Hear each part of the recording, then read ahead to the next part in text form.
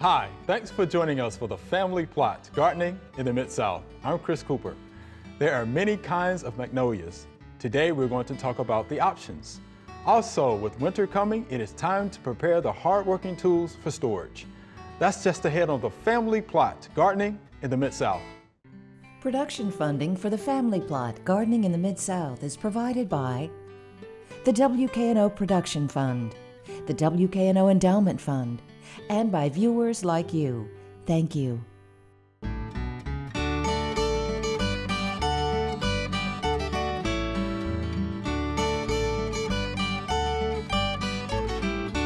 Welcome to the Family Plot. I'm Chris Cooper. Joining me today is Joellen Dimond. Joellen is the Director of Landscape at the University of Memphis, and Mr. D will be joining me later. Hi, Joellen. Hi.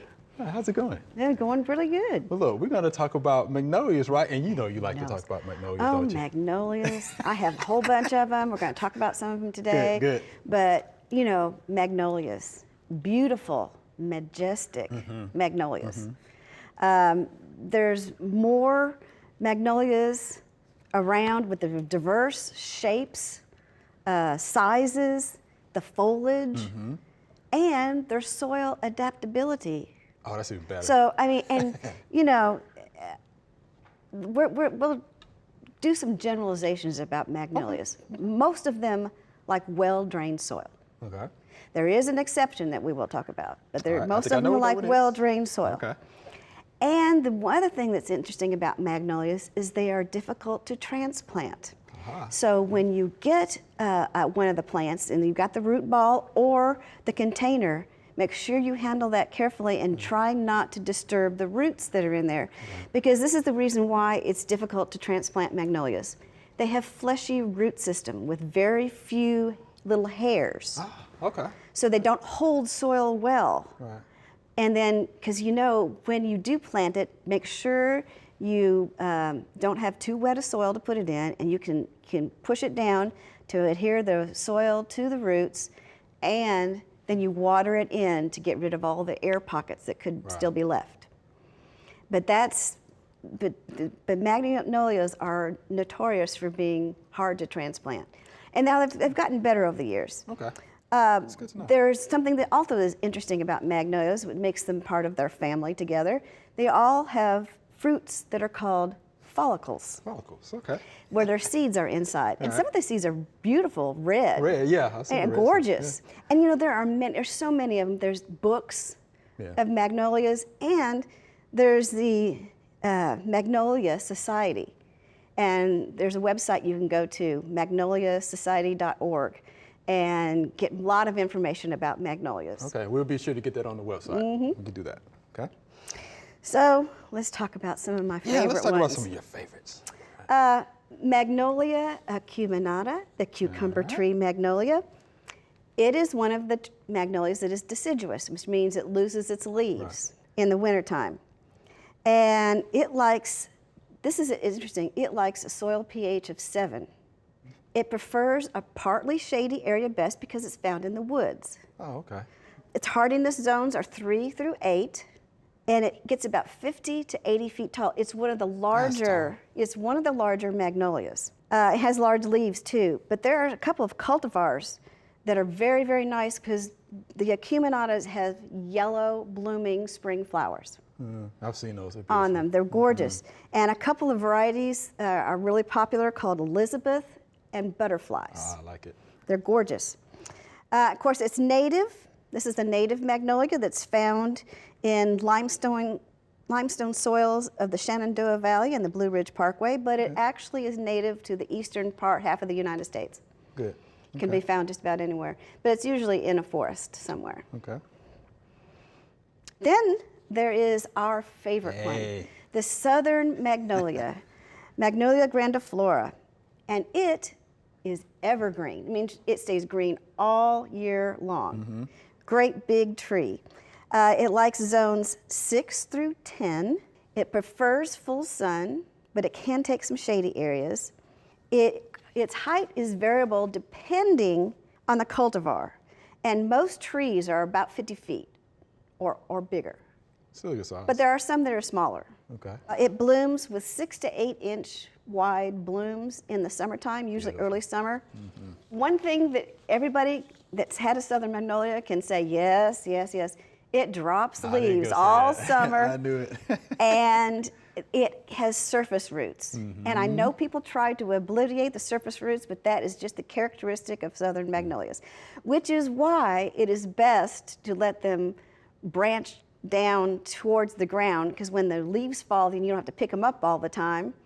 And you don't have to worry about tripping over the roots because they're underneath the canopy. Right, right. I get it.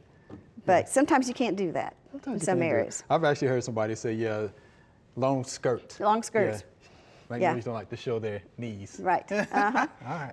In this case, the dead leaves that keep falling from it in the summer and the surface roots. That's right. Okay. Now there are a few varieties that are of note, and if you can, I wouldn't get the straight variety, I would get one of these. Bracken's Brown Beauty. It is known to transplant better than any of the others, and it is a more full tree. Okay. Another good one that I like, that I have, is D.D. Blanchard. It's got some of the darkest green leaves of any magnolia, and the backside of it is this rich brown cinnamon color, gorgeous. Okay. Little Gem is the smallest of the commercially grown. There are smaller ones, but this is the Little Gem is the smallest commercially available southern magnolia. It gets about 20 feet tall, and of course it in zones 7 and 8 will produce flowers throughout the summer. Nice. So it blooms longer than probably any of the other magnolias. Okay. Yeah, definitely familiar with the Little Gem. Yeah, I like those. All right. Now let's see if we can quickly go through some of the other ones that you like. Okay. All right. Magnolia Solangiana, the saucer magnolia, it's deciduous, partly shady, best. Zones 4 through 9, height of 20 to 30 feet. Flowers emerge before the leaves appear in the spring. Okay. Then there's Magnolia macrophylla, the big leaf magnolia. It's deciduous too, and it definitely likes partly shady with an afternoon shade is best. It's zones 5 through 8, 30 to 40 feet tall. It is not for a small yard because the leaves on this could be 12 to 32 inches long and 7 to 12 inches wide. So it's got huge leaves on it. And it's really known for its foliage, not really its bloom. Yeah, big leaf. Okay. Yeah. How about that? Magnolia stellata, the star magnolia, is deciduous too. It likes partly shady area, but its hardiness zone is 4 through 9, and it's a small tree, about 15 to 20 feet. That is not big. Yeah, not big. It's one of the first trees that blooms in the spring. In fact, it'll start blooming in February with some of the weathers. I know that. Okay. Some cultivars are the Royal Star, which is white, and Water Lily, which has got pink buds that turn into white flowers. And then there's the Magnolia Lila FL. This is probably one of the more popular deciduous lily magnolias. It's zones 5 through 8, height up to 15 feet. Okay. Likes partly shady area with, again, afternoon shade. It's got lily-shaped flowers, and it's known for the little girl series, like Jane and Susan and all of these. So, but they have some of the really dark colors, like the purples and the dark pinks. Nice. So it's really pretty. Then there's the Magnolia Laera. Laera magnolia. It is deciduous. It likes full sun to part shade. It's zones 5 through 9. It is a tall, slender form of a deciduous magnolia. And it flowers a little bit later than other deciduous magnolias, so it rarely gets hit by frost. So some people like it better because of that. I can see that. Okay. And then the last one we're going to talk about is the one that's very popular. Yeah. Magnolia virginiana is a native to the United States. It's a sweetbag magnolia, likes full sun to shade, and everything in between. Everything in between. It is hardy through zones 5 through 9. It gets 20 feet tall in cooler climates and then up to 60 feet tall in warmer climates. That's tall. And in the warmer climates, like it can be, there's a variety called Australis that is kind of semi-evergreen to evergreen. And so sometimes it keeps its leaves and sometimes it doesn't. So it'll keep a few of them on there during the winter. Very interesting. It blooms in the early summer, and they're lemon-scented blooms. They're gorgeous. It's a good patio tree or something to have close to you.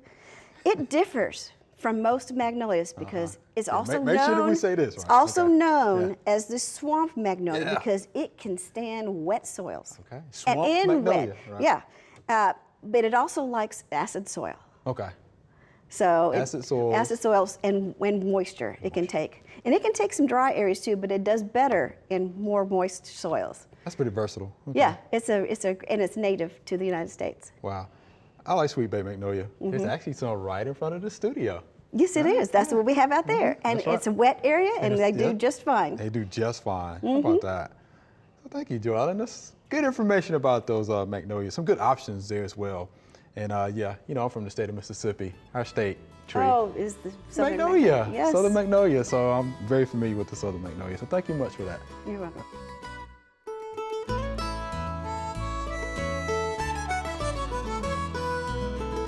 Not all bugs are bad. This happens to be one of our beneficials in the garden. This is the larva of a lady beetle. The lady beetle actually helps us out. She actually eats aphids. So anytime that you see a larva of a lady beetle, leave it be. Actually in there doing some good stuff for us. Again, eating those bad bugs, which would be your aphids. A friend to the garden. So be cautious when you're out there spraying because this one you want to save. You want to keep it. All right, Mr. D, I see we have tools here. What are you going to do for us today? We have tools. We're going to talk about getting them ready for the winter. Okay. And one of the first things you need to do with your sharp tools is to sharpen them. You know, don't store a dull tool in the wintertime. You go ahead and just like you don't store your lawnmower with dirty oil and go on and change the oil in your lawnmower. Get everything in good shape going into the winter. So we're going to sharpen a couple of tools here. I've got a hoe that I can sharpen. I've got an axe that I can sharpen. And the best, in my opinion, the best tool to use for those jobs is a file. This is a typical file, 10-inch file. It's what my dad used back in the old days, and it's what I use. The reason I like it is I almost can't take off too much metal. Mm-hmm. If I take this hoe and put it on a grinder, and if I don't know what I'm doing, I can mess it up pretty quickly. And either a side grinder or a fixed grinder. So I really, really like a file because you can, with a few strokes, you can do a lot of good. You don't take a lot of metal off, and you can sharpen the blade. So let me get turned around here. I'm going to get my gloves on and get turned around here and get set up and sharpen this hoe to get it ready to go into the winter. And of course, these are tools that you use around the house, These right? are tools I use around the house in the garden. And every once in a while, I actually take them and use them on my job.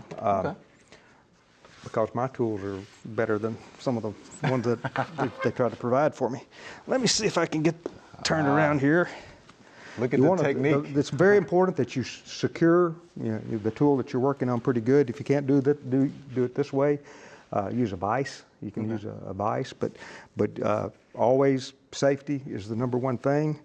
But it's a pretty simple thing. I use the sharp end of the file to clean any dirt off of it that I may have. Pretty good. And then just long strokes, slow strokes.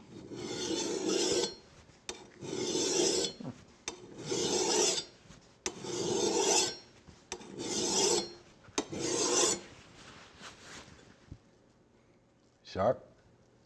It's getting there. All right. Getting there. I think it'd do a little damage to pigweed. Yeah. I believe, which has brought the herbicide-resistant weeds have brought this thing back. That's right. That's right. I've heard.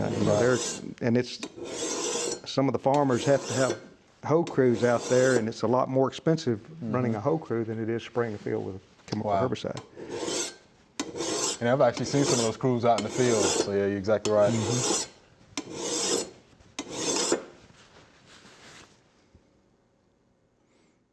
Get in pretty good shape. All right. I'm going to get a couple of strokes on them.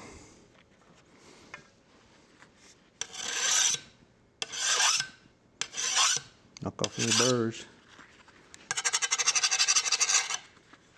See how that feels. Let me wallop you guys. Yeah.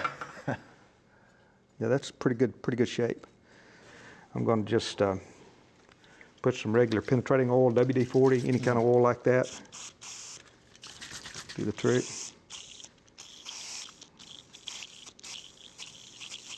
Put it on there.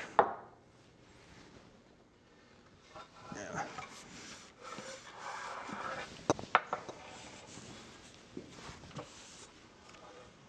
How about that?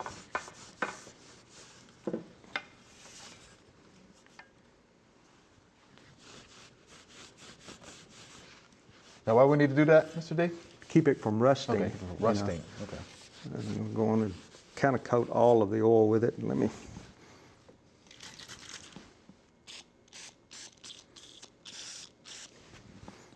Give it a little bit extra. You almost can't put too much oil on it.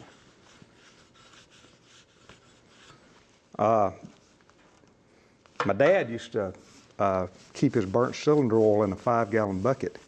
And the way he stored his tools is he just set these in the burnt cylinder oil. So they'd sit immersed, totally immersed in oil anytime they weren't being used.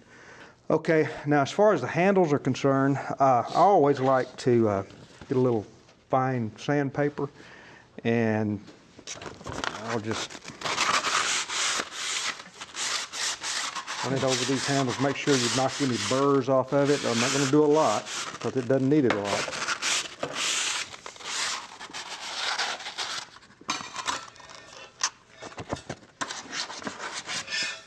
But you noticed some came off. Mm-hmm. Oh yeah. I mean, yeah, we can see that. Feel how that. Oh yeah, already smooth slick. that is. Oh yeah, that is Pretty slick. smooth. It sure is.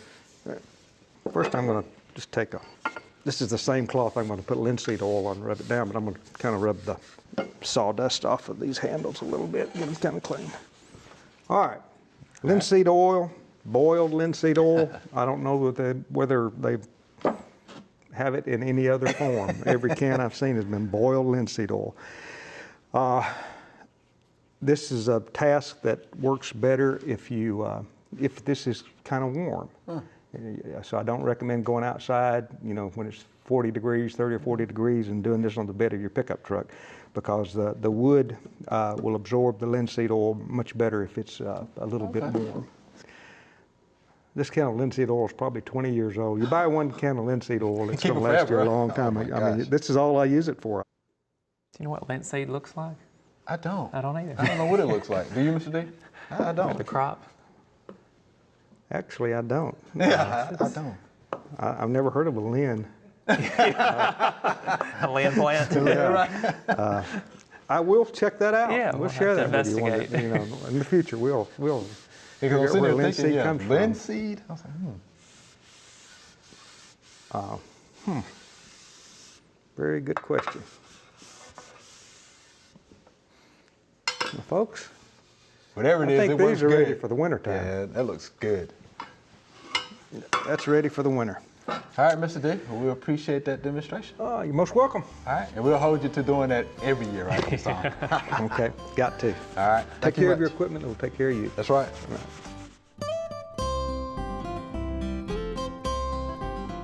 Okay, this is a seed collection technique that I like to use for flowers that have tall umbels.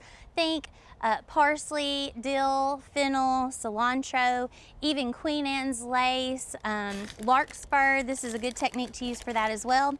You can take a paper bag to help you with seed collection, pop it right over the tops of those umbels, break them away from the plant, then just hold this bag and give it a good shake.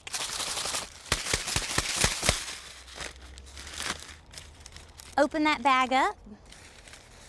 We pull out the umbels and we are left with a beautiful collection of clean seed that are free of trash, and we don't have to do a lot of separation. Once you've harvested those teeny tiny seed, they are free from trash mostly, but we've got some really small things in there that we could clean out. So I'm going to show you a handy little trick. I'm using styrofoam plates right now. Styrofoam works great because it has a static cling. You could also use sheets of paper, but gently just use gravity to shake your seeds down that plate onto the second sheet. And you can see all the trash that was left behind here on the first one. I'm gonna clean that off. And I'm just gonna keep doing this back and forth, until we're left with the cleanest seed collection possible. So, look, super, super clean. All right, Joellen, here's our Q&A session. You ready? All right. All right, these are great questions. Here's our first viewer email. How do I remove this weed in my lawn? It is spreading more and more each year. It flowers purple in the spring. I put down crabgrass fertilizer down early in March. It seems to help keep it from spreading rapidly. And this is Keith from Darien, Illinois, your home state. My home state of your Illinois. home state. So can we help Keith out with that? Yeah. So first of all, what is the? It's a violet. It's a violet, it's wild violet. Wild Okay. violet. All Very, right. very tenacious plant. It is tough. No matter where it is growing. It is tough. That is Yeah. for sure. Yep. And I like the fact that he put crabgrass killer down and with fertilizer. That's got some pre-emergent in it that might, that's why it probably, maybe some of the seeds aren't germinating because of the pre-emergent. But if it's not labeled for it, it's not going to help very much. Yep. And it's not, crabgrass is grass and violets are broadleaves. So really what he needs is a broadleaf killer to spray on it. I would agree. And it's a perennial weed, so it's always going to be there until you get rid of it. And I have to say, in my Illinois yard when I was growing up, I used to sit and with a big, lawn weed tool, I would pull up and dig up the violets and the dandelions out of the yard, and I was the weed control at my house. Your little weed control. Yeah. And over the years, it goes away. Yeah. The more you keep at it, you can just dig them up and they will eventually go away. But if you want to do it faster, then you're going to have to put some broadleaf killer down. Yeah, you got to be persistent with that too as well. Wild violets, beautiful blooms. It is of pretty. course. Perennial, grows Yes. rhizomes, has a waxy cuticle. So it's going to be multiple applications. 3-way herbicide. Okay, something that contains 2,4-D, MCPP, dicamba. If you're going to go that route, read and follow the label. You can use that. Triclopyr is something else that you can use, which is a broadleaf weed killer. Read and follow the label. But I'm all about cultural practices first. Right, so wild violets like shady conditions, shady, moist conditions. So if you eliminate those conditions, perhaps you can eliminate the wild violets. Yeah. Right. But you got to be persistent. Oh, yes. All right. So I had a job every year. I'm sure. I'm sure. But yeah, waxy cuticles. Yeah. So read and follow the label directions, and then you'll be fine, Keith. All right. Thank you for that question. All right. Here's our next viewer email. What can I do to get rid of cattails in my front ditch? They thrive near my sewer drainage. And this is Menard from Lafayette, Louisiana. So the young cattails. Yeah. How about that? Nice picture, by the way. It is a nice picture. Yeah, that's going to be a problem, huh? So how would you get rid of cattails? Well, sort of like I did the dandelions and the violets. Okay, yeah, okay. I would dig them up. I mean, he doesn't have a huge amount of them there. All right. But he might have been trying to, get rid of them by physically removing them. And he's done a very good job because there's not very many left. And I would just keep, there's not very many, I would dig them up. I would dig them up, hand pulling, shovel, dig, it's moist, conditions. So it should be easy to dig them up, get the root system, rhizomes. So you definitely want to get those, don't break them and leave them in the ground, get them all out. But yeah, so hand pulling, you can kind of cut them down a little bit, that may help, but I would get a shovel, dig them out. I wouldn't worry so much about using an herbicide. No, because it's in a wet space and it's in a drainage area. Right. So you don't want that to travel anywhere. Right, which is why I would go with the hand pulling or digging. Cut it down, that helps you out a little bit and dig the rest of it out. And I think you'll be fine with that. Yeah, don't worry about those herbicides, just dig it out. Yeah. All right, thank you for that question. All right, here's our next viewer email. My orchid lost its bloom and all the leaves turned yellow and fell off. Did I overwater the plant? And this is William from Corona, California. So you know a little bit about orchids too. Yes, I you do. talked about that for us before. I do know about some orchids. Possibly, because if it was bought in a store and is in those ceramic little containers, those don't drain. And whenever I have those, I take them, those are usually a liner with them in it. Yeah. I take the liner out, leave the container, and I water that and let it drain out before I put it back in the container. Okay. And so that's how I keep it so it doesn't get too much water. Right. And the leaves could be because it's too much water. The other thing that can happen is does he have it in too much sun? Direct sunlight on the leaves will also turn them yellow. Right. That's a good point. And you know, in the nature, orchids are underneath the canopy of a tree. Right. So they're shaded. They've got a lot of shade. Yeah. So I usually put mine in east and north windows. Okay. Depending on what time of year. Usually east in the wintertime and north in the summer because the sun coming in in the east window it started turning mine yellow, so I put it in the north window so it wouldn't be such strong light on it. Yeah, that's something to think about, right? Yeah, because I automatically think too much water when I think Well, yellow it could leaves. be But you're either. right, with sun, yeah. It could be either one. Yeah, sure could be. All right, William, yeah, so let's make sure we look at the conditions that those orchids are in. And don't love them too much, right? No. Not too much, they don't need too much water. All right, well, we appreciate the question. All right, Joellen, that was fun. It was. That was fun, thank you much. Thank you much. Welcome. Remember, we love to hear from you. Send us an email or letter. The email address is familyplot@wkno.org, and the mailing address is Family Plot, 7151 Cherry Farms Road, Cordova, Tennessee 38016. Or you can go online to familyplotgarden.com. That's all we have time for today. Thanks for watching. If you want to learn more about magnolias or getting gardening tools ready for winter or anything else we talked about, go to familyplotgarden.com. Be sure to join us next week for the Family Plot Gardening in the Mid-South. Be safe.